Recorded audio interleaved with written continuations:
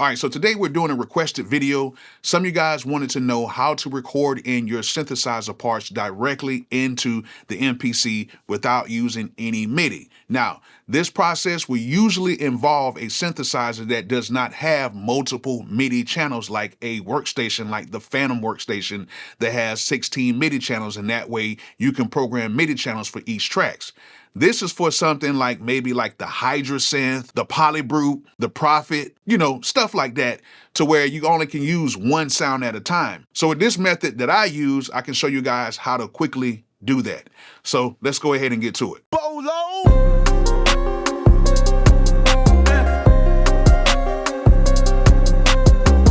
All right, before we get started, if you guys want to get any MPCs or if you want to get any synthesizers or anything for your studio, make sure you guys go ahead and click my link in the description and head over to Zounds.com. As you guys know, Zounds has a ton of stuff on the site, and they have a whole bunch of stuff on the site that does not require a credit or background check. Meaning you can just order it, they will ship it to you, and then you can just make monthly installments on the items. Now, it's not everything on the site, but it is a whole bunch of stuff on the site that you guys can get right now by clicking my link in the description and heading over to Zounds.com. So if you need to get some gear, click that link and get you some gear today. Now, this method works for any synthesizer, so you can use whatever you want as long as it's making some noise. But you're going to have to understand that you're going to have to commit to sounds when you do this. So once you record the audio inside, that's it. Now, you can do another take of it, or you can change the sound, but the sound is going to be committed inside of there, and you can't switch the sound or nothing like that. Once you record it inside, you just basically have to replay it over. So for all the people who like to commit to sounds, this is actually a really cool way of doing it. Now, this is not going to be like an overly produced type of tutorial. I'm going to show you guys how to do this very quickly.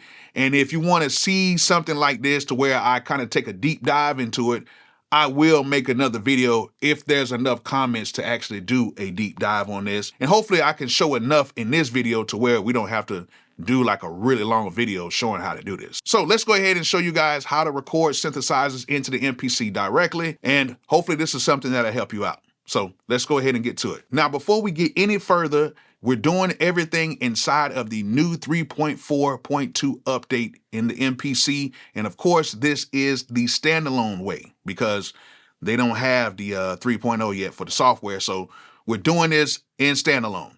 So I would advise you guys to upgrade, even though I know a lot of you guys don't want to upgrade, but I will advise you guys just to go ahead and upgrade. It's not that bad. Trust me. It's actually pretty cool once you kind of get the hang of it. Now, the first thing you're going to need is a synthesizer, and it's going to have to be connected into the MPC via your 1/4-inch cables or whatever input you want to use. I'm using the MPC X Special Edition, and I'm using the Juno X today, and I'm running the output of my Juno X into the inputs of the MPC X Special Edition. Now, with the MPC X, they have multiple inputs. If you're using like an MPC 1 or like an MPC Key 37, you just have one set of inputs, and pretty much that's all you're gonna need anyway. Now, once you have everything connected, you have to make sure that the local control or the local switch on your synthesizer is turned on. Unlike when you would use this in a MIDI setting where you would turn the local switch or local control off, you want to have this switch turned on. If you don't turn it on, you won't hear no sound. Just as simple as that. Now that you have that done, on my MPC X, once I start playing the keyboard, I can hear it directly. Now, if you have like an MPC 1, an MPC Live 2, an MPC Key 37, you're going to have to go into the sampler and you're going to have to turn the sampler input to on. On those particular machines, if you don't have that sampler input turned on, you're not going to hear any sound. So you got to make sure that's turned on. On my MPC X Special Edition and on my other MPC X, I don't have to do that. They just have some type of different routing in there, and it's cool with me. Now, from that point, what you want to do is you want to create an audio track. Now that you're inside of that track, you want to make sure that you have the correct inputs. In my case, I have my Juno X coming through 3 and 4, so I'm going to go ahead and select input 3 and 4. Now, on the audio track, you have a monitoring section right here, and I just set mine to auto. It doesn't really do nothing at all.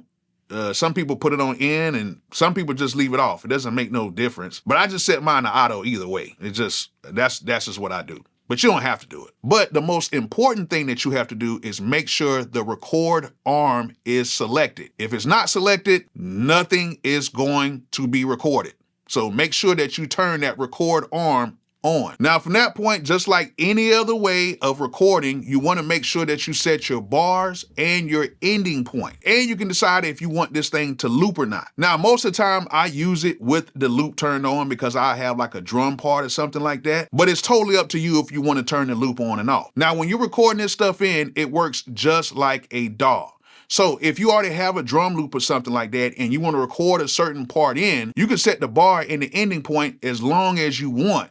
So if you want to set it for 4 bars, 8 bars, 16 bars, 32 bars, whatever you want to do, you can set that and you can play that on that track. And to take things even a little further, you can play it directly in the arranger view as well. Now, I do want to say this, whenever it stops, the audio stops. With that being said, if you're trying to get an audio tail or anything, you have to make sure that there is space still being recorded to capture that audio tail. If you do a 4-bar loop and you play all 4 of the bars and it stops, it's gonna automatically cut it off. It's not even gonna give you any type of audio tail. So what I like to tell people is, if I do have a drum loop or something, I like to make that drum loop longer than what I'm actually recording, so when I stop, I can have a tail, and then from there, if I want to go ahead and chop the end of that and then add on to another piece and then have that tail go off at a later time, I can do it that way. So let's go ahead and record a part in. I actually have some drums already laid down, and I'm gonna go ahead and record in like a really easy synth part, and I'm gonna show you guys how I record this stuff in and how I edit everything.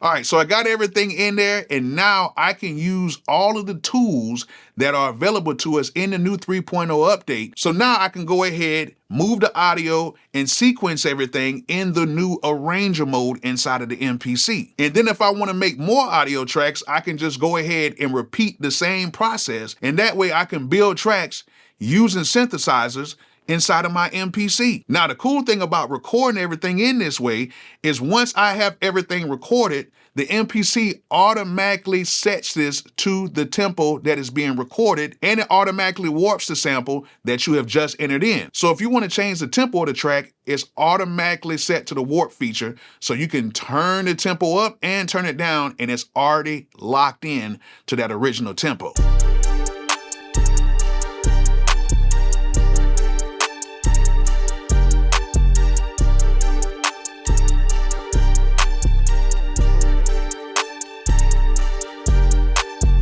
Come on now, this is getting good. And then if you want to take that sample that you already have recorded in, it's now loaded up into the sample pool, and you can actually take that sample, chop up that sample, rearrange the sample, and you can make it sound totally different if you wanted to do that. But it is very easy to use, as you guys can see.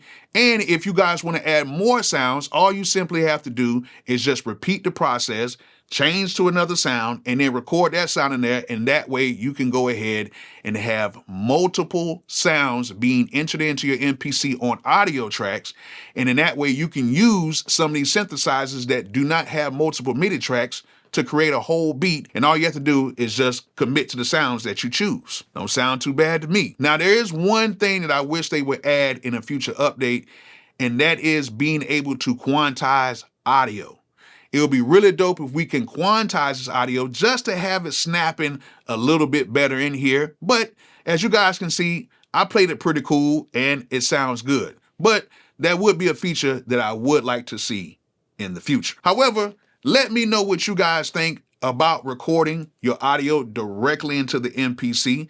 And let me know if this is something that you guys will possibly do in the future. Now, I know some of you guys are already doing it already, but this is for the people who have never done it and they were kind of curious on how to do it. So for all of you guys that know how to do it, kudos to you. For all the guys who are learning, let's see what you guys come up with. So with that being said, I hope you guys enjoyed this video. Hope you guys learned something from it. And like I always say, Peace out.